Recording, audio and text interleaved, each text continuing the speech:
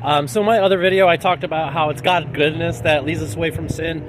So kind of our part as well is, not give into those urges and not to take part in those things anymore. And, get rid of a lot of the easier ones that we can. That way we can start to work on the harder stuff quickly.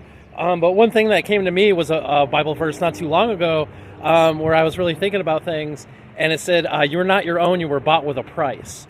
So what I realized from that was, once I accepted Jesus and I started that walk, was like, my life isn't my own anymore. I'm his servant while I'm here on earth. So while I'm down here, I don't get to make my own decisions. He's making the decisions for me.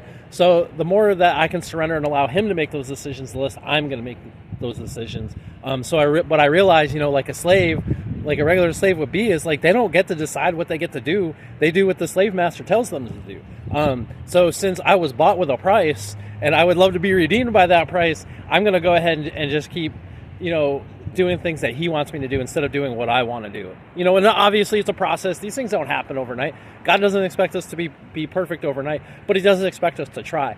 And I think that's an important way to kind of look at it is the selfishness is part of our sin nature. So when we start to give up our will for God's will, we start to realize, we aren't our own. We are his. We're his creation. We're his creatures. So I think we just got to act like that and just let him kind of direct our steps, like it says, I believe in Psalms and probably in like a bunch of different places. But anyways, I hope that really helps you kind of move away from sin. So if there's some things you're struggling and dealing with, just remember you are not your own. You were bought with a price. So let him lead you. He's the good shepherd and you're the sheep. God bless.